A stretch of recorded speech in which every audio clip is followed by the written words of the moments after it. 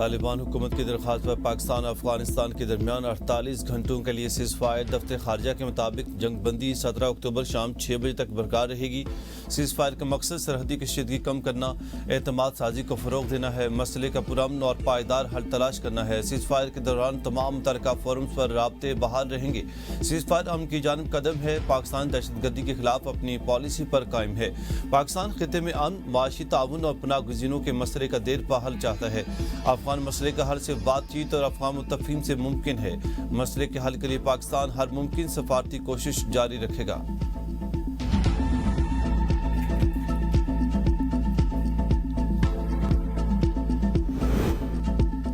وزیر دفاع خارجہ آصف کا افغانستان کے ساتھ جنگ بندی برقرار رکھنے پر شبہات کا اظہار۔ کہتے ہیں کہ کچھ دوست ممالک کی مداخلت پر 48 گھنٹے کی جنگ بندی ہوئی ہے۔ مجھے شبہات ہیں کہ موجودہ جنگ بندی بھی برقرار رہے گی۔ دوست ممالک ضرور مداخلت کریں گے اور طالبان پر دباؤ ڈالیں گے۔ افغانستان کے ساتھ جھڑپوں پر سعودی عرب سمیت اسلامی ممالک کو اعتماد میں لیا گیا۔ پاک افغان جنگ کے تناظر میں بھارت کی ممکنہ جارحیت کو رد نہیں کیا جا سکتا۔ دونوں محاذوں پر جنگ کی کوشش ناکام بنائیں گے۔ پاک افغان جنگ بھارت کے لیے خوشی کا باعث ہے۔ افغان طالبان بھارت کی پراکسی بنے ہوئے ہیں۔ ہم نے افغانستان جانے کا فیصلہ کیا تھا، پھر ویزوں کی درخواست واپس لے لی۔ افغانستان کے ساتھ کشیدگی کے دوران اندرونی خطرات میں اضافہ ہو سکتا ہے۔ پاک فوج ہر خطرے سے نمٹنے کے لیے پوری طرح تیار ہے۔ پاک فوج نے افغان حملوں کا بھرپور جواب دیا۔ افغانستان کے ساتھ تعلقات برادرانہ اور اقتصادی نوعیت کے ہونے چاہیے۔ 40 سالہ افغان پالیسیوں نے پاکستان کو نقصان پہنچایا۔ طالبان کے جھوٹے دعوے اور بھارت کے پروپیگنڈے میں یکسانیت پائی جاتی ہے۔ مذاکرات کے نام پر دہشت گردوں کو رعایت نہیں دی جا سکتی۔ قومی قیادت کو ایک پیج پر آنا ہوگا۔ اختلافات بعد میں دیکھے جائیں گے۔ اگلے ہفتے ممکن ہے کہ قومی قیادت کے اتفاق رائے پر پیش رفت ہو۔ پی ٹی آئی سمیت تمام سیاسی قوتوں کو قومی اتحاد میں شامل ہونا چاہیے۔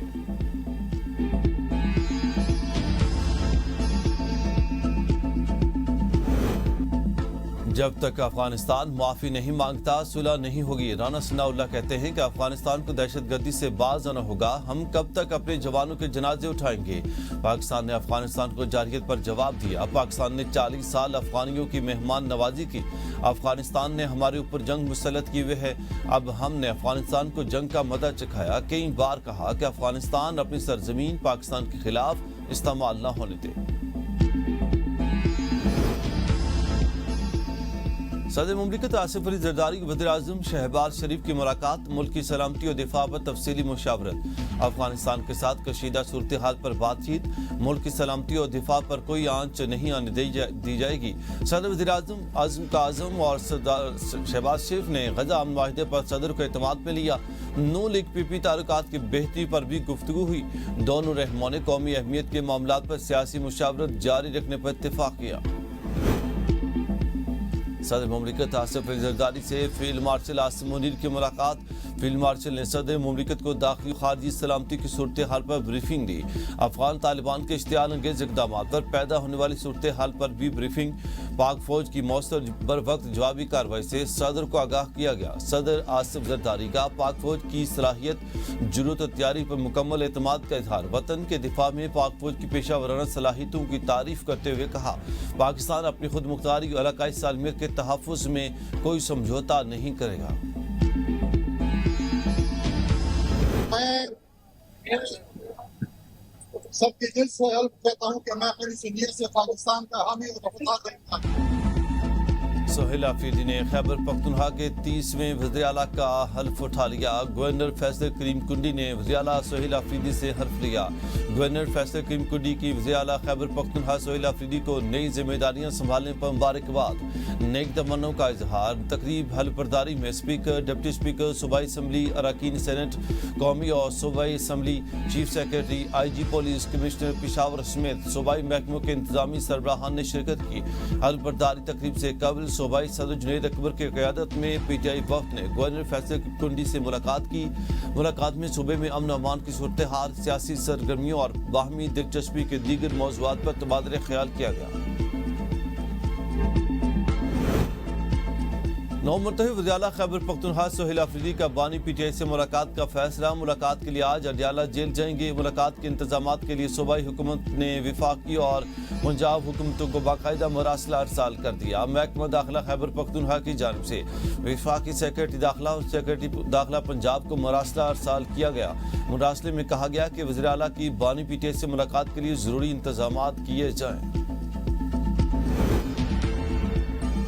وزیر اعلیٰ خیبر پختونخوا سہیل آفریدی عہدہ سنبھالتے ہی پہلا اہم اقدام پی ٹی آئی کی خاتون کارکن سلم جاوید کے معاملے کا نوٹس۔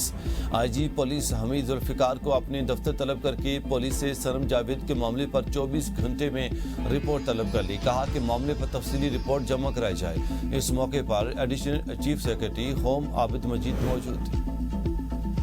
خیبر پختونخوا کے نئے وزیر اعلیٰ سہیل آفریدی کا تعلق ضلع خیبر سے ہے۔ سہیل آفریدی نے پی کے 70 سے عام انتخابات میں حصہ لیا۔ بلاول آفریدی اور حمید اللہ آفریدی کو بڑے مارجن سے شکست دی۔ معاون خصوصی کمیونیکیشن اینڈ ورکس اور وزیر ہائر ایجوکیشن رہے۔ I S F Khyber Pakhtunkhwa کے صدر رہ چکے۔ بی ایس اکنامکس کی ڈگری حاصل کر رکھی ہے۔ سہیل آفریدی وزیر اعلیٰ بننے والے ضلع خیبر کے پہلے سیاستدان ہیں۔ نو مرتبہ وزیر اعلیٰ سہیل آفریدی کی حلف تقریب میں شدید بد نظمی اور شور شرابہ، کارکنوں کے نعرے بازی، میڈیا کے لیے انتظامات بھی نہ ہونے کے برابر، کارکنوں کے دھکم پیل کے باعث تقریب کے لیے آتے ہوئے گورنر سیڑھیوں سے گرتے بچے۔ بد نظمی کے باعث وزیر اعلیٰ سہیل آفریدی کو بھی دھکے لگے۔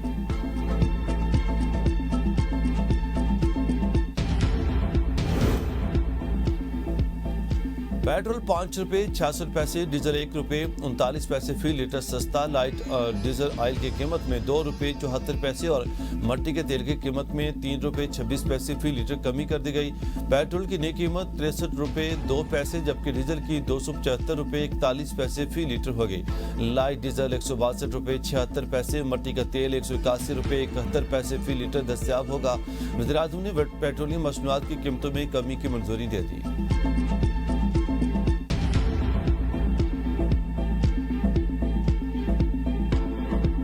پاکستان اور آئی ایم ایف کے درمیان سٹاف لیول معاہدہ طے پا گیا۔ ایگزیکٹو بورڈ کی منظوری کے بعد پاکستان کو 1 ارب 20 کروڑ ڈالر ملیں گے۔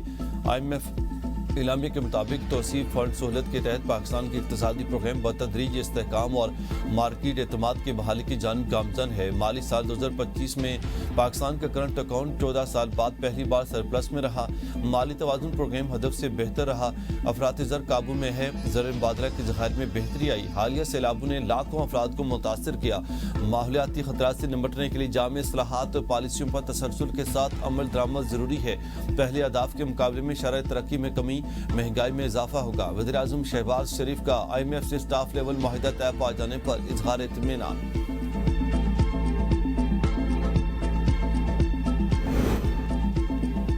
ایف بی آر نے ٹیکس گوشوارے جمع کرانے کی تاریخ میں 15 دن توسیع کر دی۔ جاری نوٹیفکیشن کے مطابق انکم ٹیکس گوشوارے 31 اکتوبر تک جمع کرائے جا سکتے ہیں۔ تاجروں اور ٹیکس بار ایسوسی ایشنز کی درخواست پر توسیع کا فیصلہ کیا گیا۔ پہلے ٹیکس ریٹرن کی آخری تاریخ 30 ستمبر تھی جسے 15 اکتوبر تک بڑھایا گیا تھا۔ نیٹ میٹرنگ 6000 میگا واٹ تک پہنچ گئی۔ سیکرٹری پاور کہتے ہیں کہ نیٹ میٹرنگ لوڈ سے سسٹم کے استحکام کو خطرہ ہے۔ قومی اسمبلی کی قائمہ کمیٹی پاور میں بریفنگ دیتے ہوئے سیکرٹری پاور نے بتایا کہ سولر کی وجہ سے گرڈ سسٹم پر بوجھ ہے۔ نیٹ میٹرنگ انقلاب برپا کر رہا۔ آف گرڈ سولر کی صلاحیت 12000 میگا واٹ سے بڑھ چکی ہے۔ گرڈز کی بجلی میں 14 روپے کیپیسٹی چارجز اور 9 روپے ٹیکسز شامل ہے جبکہ نیٹ میٹرنگ سے پیدا والی بجلی سستی ہے۔ کیا آئینی بینچ فل کورٹ کی تشکیل کے لیے جوڈیشل کمیشن کو ڈائریکشن دے سکتا ہے؟ سپریم کورٹ میں 26ویں آئینی ترمیم کے خلاف درخواستوں کی سماعت کے دوران جسٹس جمال مدخیل اور جسٹس عائشہ نے نیا سوال اٹھا دیا۔ جسٹس محمد علی مظہر نے ریمارکس دیے کہ آئینی بینچ مزید بینچز تو تشکیل دے سکتا ہے، فل کورٹ کی تشکیل آئینی بینچ کی توسیع تصور ہوگی۔ جسٹس جمال مدخیل نے نشاندہی کی جوڈیشل کمیشن میں آئینی بینچ کے ججز کی شمولیت پر بحث ہوئی تھی لیکن مخصوص نام دینے کی اجازت نہیں دی گئی۔ مزید کہا کہ گزشتہ روز جو ہوا وہ نہیں ہونا چاہیے تھا۔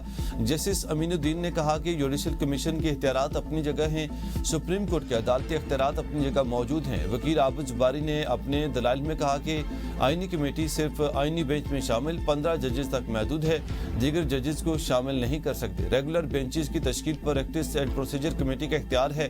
آئینی بینچز کے قیام اور فل کورٹ کی تشکیل کے اختیارات الگ الگ ہیں۔ کسی جج کو فل کورٹ بنانے کی ہدایت دینا آئینی طور پر درست نہ ہوگا۔ جمعیت علماء اسلام نے سہیل آفریدی کو زیارات تسلیم کرنے سے انکار کر دیا۔ صوبائی امیر مولانا عطاء الرحمان کہتے ہیں کہ آئین سے کھلواڑ کیا گیا، ہم اس پر خاموش نہیں رہیں گے۔ وزیر اعلیٰ کا استعفیٰ آئین کے آرٹیکل 130 شق 8 کے تحت گورنر کے پاس جائے گا۔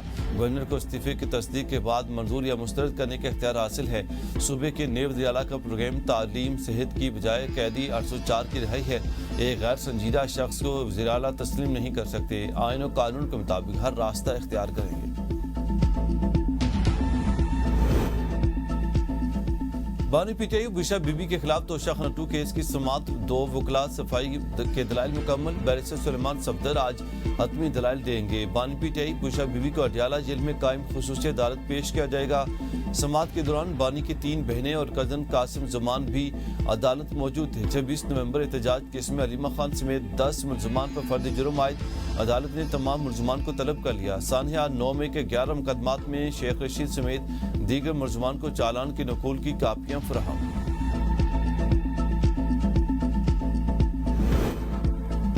دہشت گردی پر سیاست نہیں ہونی چاہیے۔ بانی پی ٹی آئی کے دور میں سب سے کم دہشت گردی ہوئی۔ بیرسٹر گوہر کہتے ہیں سب سے زیادہ دہشت گردی گزشتہ سال ہوئی۔ پی ٹی آئی کی یہی پالیسی ہے کہ دہشت گردی ختم ہو۔ اگر کوئی اور ملک ایسا کرتا ہے تو ہم اس کے خلاف ہیں۔ سیاسی بیانات ہوتے رہتے ہیں لیکن سب سے پہلے پاکستان ہے۔